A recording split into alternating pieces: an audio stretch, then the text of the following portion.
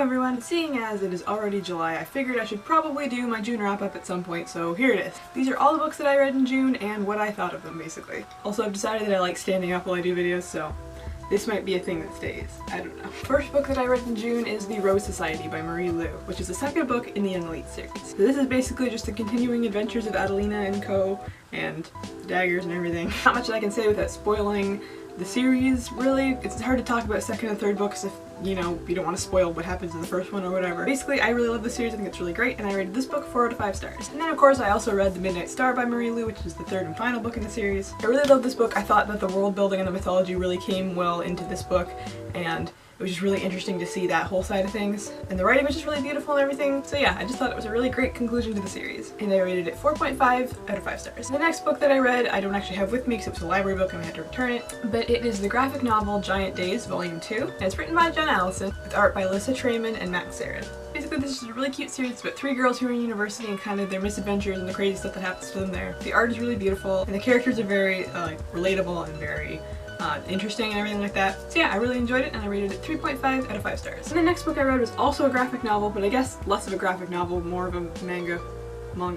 I say manga, whatever. And that is Sailor Moon Volume 1 by Naoko Takeuchi.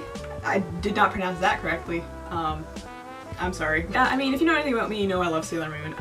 I just have a thing for like groups of like young people, like teenagers that have like different powers and they all kind of work together as a team. Like I said, like the Young Elites, like X-Men type stuff. That's why I like Sailor Moon. I can't even decide who my favorite Sailor Scout is because I love them all. And this manga is just like the anime, you know. Very crazy, very cutesy. Usagi is way too relatable. All she wants to do is like sleep and eat, and I get that, man. I get it. So I also own the second volume of this, so I'll be getting to that at some point, but I really like this one. I rated it 5 out of 5 stars just because you can't beat Sailor Moon, man. It's great. The next book that I read was A Brief Guide to Jane Austen by Charles Jennings. Just because I really love Jane Austen and I just like learning about her. This is basically just a book about Jane Austen and about her stories and kind of like her life and maybe how that influenced the different books that she wrote. It's written almost like an essay, that's what it feels like when you're reading it, so it's not easy to get through. You have to really like Jane Austen and really like her writing, I think, to like this book at all. So it was very informative and interesting, but it was very hard to get through sometimes. This book itself almost felt like I was reading a Jane Austen book at points, just with like the language he used, and just felt very scholarly and just not like it was just for the general public, really. Although maybe that's just me. If you really love Jane Austen and want to know more about her, then I would recommend it. But overall I rated it 3 out of 5 stars. I should stop like waving the books around when I'm talking about them, I'm sorry. So closer to the end of the month I saw Wonder Woman and I loved it. And very recently the library that I work at got some Wonder Woman comics, so I thought I'll take them and read them because I am on a Wonder Woman kick right now. And the first one of those that I read was Wonder Woman Earth 1 Volume 1 by Grant Morrison and illustrated by Yannick Paquette. Also, probably didn't pronounce that correctly. And let me just say, this is the most disappointing comic I have ever read. The very first page, it has Hippolyta as a slave to Hercules. Eventually she breaks free and like all the Amazons like kill him and stuff. But like, this is how you want to start off a Wonder Woman comic, really? It wasn't well written, the story was weird. I don't know, I just did not like this. There's a lot of like really like sexual stuff, there's a lot of like sexualization of the Amazons and of Wonder Woman. Even just in the illustrations, which I think is a common thing for comics anyways, like they can't just draw people normally, they have to draw them in like the sexiest position possible. And at one point Diana's with Elizabeth Candy and a bunch of her like sorority girlfriends. They're running away from people and they're hiding in a hotel room and they decide to just give Diana a makeover.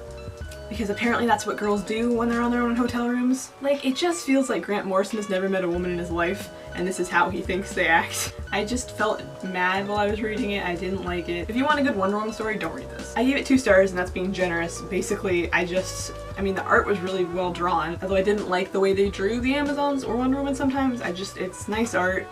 I didn't totally loathe it the entire time, but I definitely didn't like this. And finally, the last book that I read in June was Anastasia and Her Sisters by Carolyn Meyer. Now, this is basically the story of the Romanov family in Russia. It's about basically the last royal family in Russia. It's more specifically about Anastasia and her sisters, who are the children of the Tsar. Why can't I say Tsar right? It's not Anastasia's diary, but it kind of feels like she's kind of telling you about her day-to-day life and about their story, and you're hearing it from her perspective, which is just really interesting, especially for a history nerd like me. And she starts reading her sister's secret diary, and that diary kind of gives a more truthful look at what's going on, because sometimes Anastasia, being one of the youngest, doesn't understand what's going on fully, but then her sister Olga is older and gives a more realistic perspective of what's happening. And while Anastasia might think everything is fine and dandy, Olga's like, no, no, these are the things that are going wrong. Now, I had to do a paper on, not the whole royal family, basically on Alexandra, who is the mother of Anastasia. So I knew how their story ended, I knew how it went. And I'm not gonna say spoilers because this is literally history and you could hear this anywhere. But yeah, I knew how their story ended, so that made kind of getting attached to the characters a little bit more, you know, heartbreaking. I also just like things that are like kind of themed around old Russia kind of stuff, you know? Like the Grisha trilogy is really grounded in like Russian stuff and it kind of feels like old Russia. I just kind of like that aesthetic. I don't know. Does that make sense? Also like The Great Comet of 1812.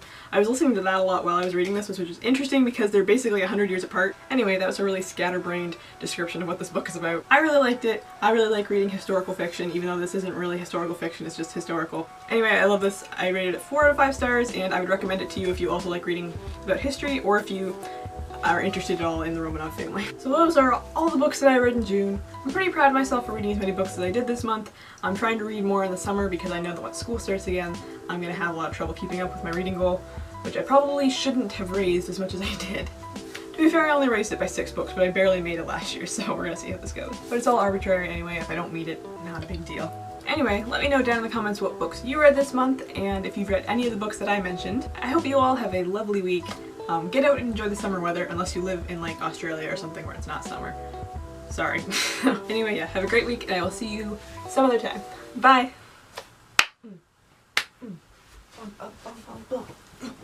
Every time I say the word Tsar, it reminds me of that line from Fiddler on the Roof, where he's like, "A blessing for the Tsar, of course. May God bless and keep the Tsar far away from us."